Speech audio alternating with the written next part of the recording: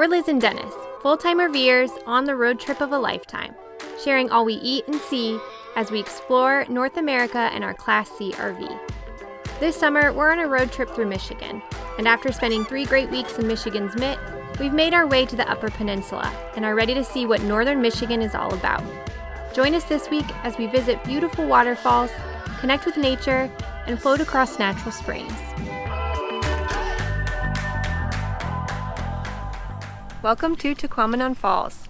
This is one of the state parks that was highly recommended for RVing in the UP, and we're really excited to explore it today. We were lucky enough to snag a cancellation for 2 nights back to back here. It was one of those things we kept checking frequently. I will say our spot is less than ideal. It's probably the most unlevel spot I think we have ever attempted to stay in. Somehow Dennis got it level. I'm like so impressed. But today we're going to be exploring both the lower and upper falls here, starting with the nature hike between the two, which is about 4.5 miles. I think it's 9.5 miles round trip if you were to go out and back. But thankfully, there's a shuttle service that picks you up from either of the falls to take you back to the other side. Our site backs up directly to the trail that we're going to be taking today, so we don't have to walk far to get started. Okay, so we're at 15. 16 Lower it says Falls to the right, Drive. and then we would go to 13. Map skills are not our strong suit. Dennis is definitely much better than me, but I'm pretty hopeless when it comes to map reading. But I think we figured it out. We're going to 16.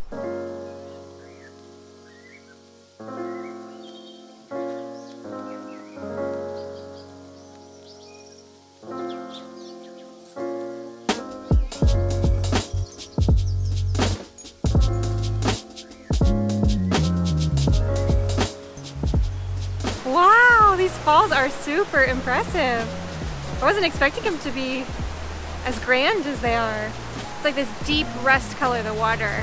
We're at the lower falls, which has about 5 different waterfalls cascading into an area. There's people on the other side on a different trail that are like swimming in the river. If you get close to the falls, you can actually feel the mist on your face. It's pretty cool. Tucked between the 2 waterfalls is an island. You can only get there by canoe. If you'd like to explore the island, kind of swim around in the lower falls or the upper falls, and just get a different vantage point, you can rent a canoe from the lower falls area. We are not going to do that today. We didn't actually know it was an option, although I would have loved that. But now you know.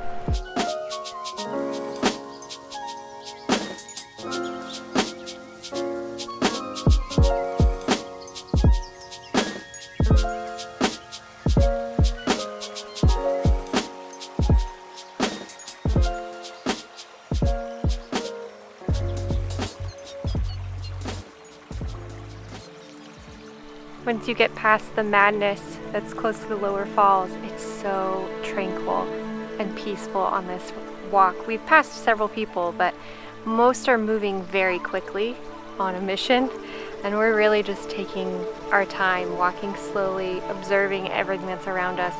There's so much beauty on this trail. We came to a patch that has like a river running through it, and we saw so many different types of flowers and bees, crazy looking moths. We've seen caterpillars. It's just teeming with life. When you actually take time to pause and notice things around you, I feel like nature honestly gives you little gifts, a reward for being present with it. So on your next hike or your next walk, whenever you're outside, just take some time to be. Just be around, not thinking about what you have going on later, not talking with your friends or family about what's going on next. Just kind of taking in the quietness and connecting with nature. Chances are it'll be a very fulfilling, rejuvenating experience. I'm loving this.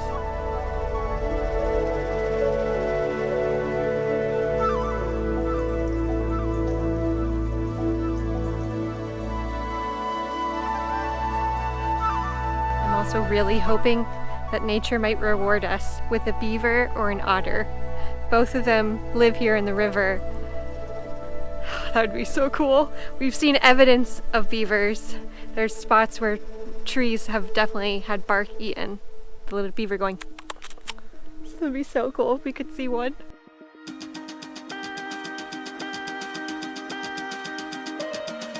We made it!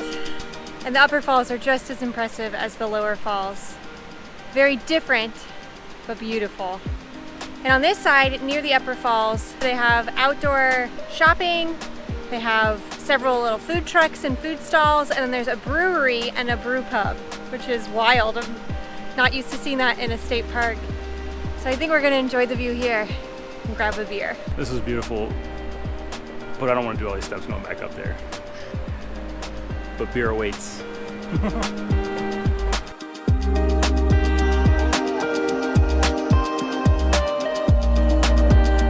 Woo-wee. This is a beautiful hike, man. This is definitely worth doing. Even from the lower falls to the upper falls. Now that I've done one way, I'm not sure I would actually want to do out and back. That's a little too much. The shuttle is going to be a welcome thing, right? Yeah. If you're not physically able to do all of the hikes, you can take a shuttle or drive to each destination. There's parking lots as well. But no matter what, yeah. Come here, view the falls, get out into nature. It's a beautiful park.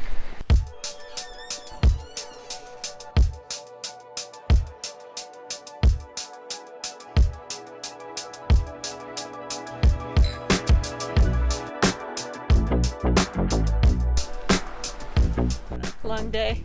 You tired? Ready to relax. I stink. I need a shower. Like, bad.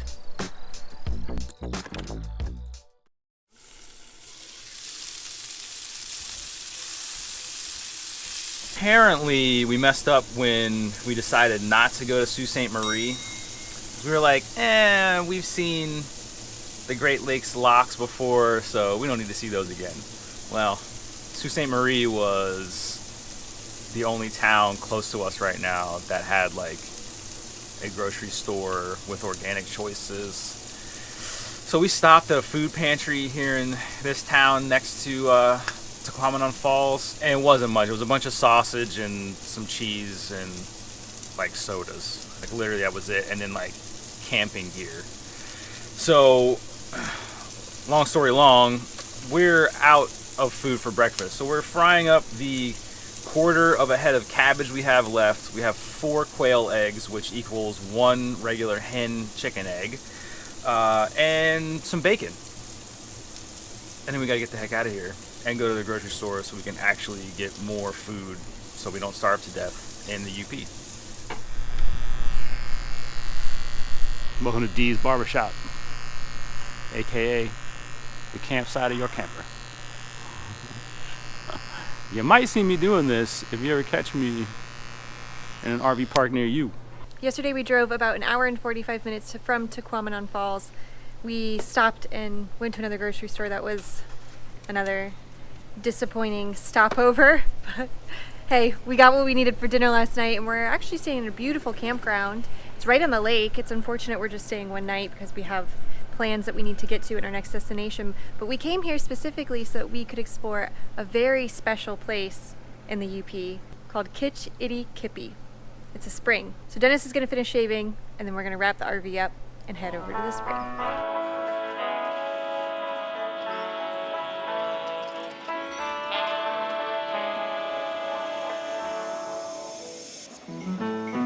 Walk here from Jeremetta's RV resort is because we have an annual pass for Michigan State Parks, and Kitch-iti-Kipi is a Michigan State Park, so we can get in for free. If we would have walked in, I don't think they would have let us in for free. So we brought our RV here, which is fine because we're leaving after this anyways, and I will tell you what, it is packed. It's packed. There's a huge line to be able to go out in the spring. I think it'll be worth it. This seems like a really cool experience, but I think we'll be here for a while.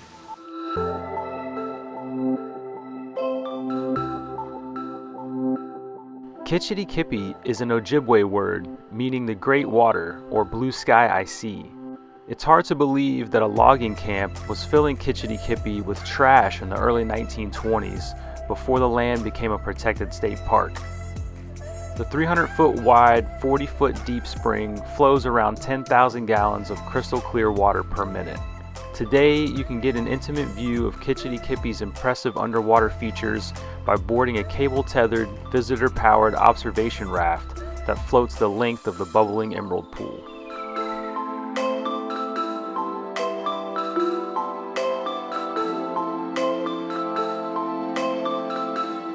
Super beautiful. It does remind us very much of the Florida Springs. It's the same crystal clear color.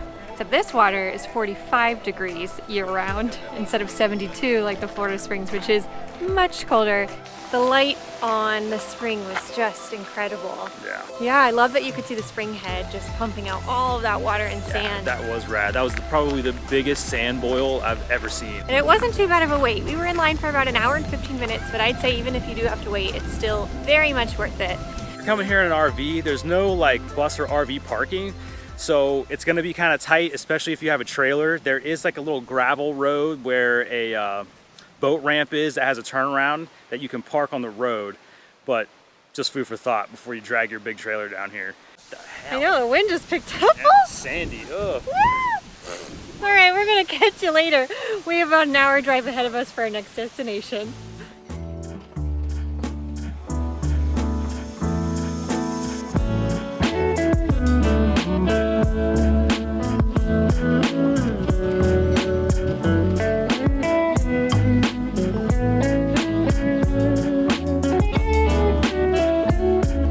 Well, we made it to our next spot.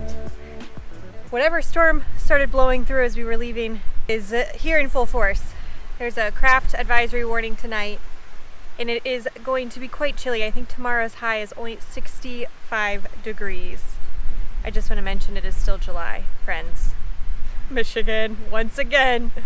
That weather, you're crazy. But we made it to our spot in Munising, which if you are familiar with the Upper Peninsula, that is where Pictured Rocks National Lakeshore is, which we will be exploring in all of its glory in next week's video. Tonight, we're gonna spend time hanging out with a few of our Insta friends. Adventure Endeavor, Drifter Kate, and RV with RNC are all camping here right now. They've been caravanning through Michigan, and we happen to kind of overlap our schedules. So we're very excited to actually meet them face to face. We've chatted with them forever online, and so it'll be a nice evening. I think we're gonna hopefully have a fire to try and stay warm, just hang out, get to know each other. So we're gonna leave you here, and we'll see you next week. Whoa, no way. Welcome to Munising, Michigan. This is one of the most breathtaking places I have ever been to.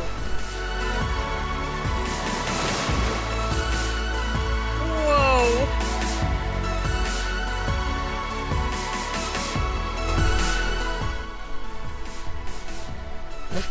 Bug. Are encouraging you. Oh my god, a really cool bird just landed. A kingfisher! No, I just flew away. That was a kingfisher. Yeah. Dope. A big one. Hang on.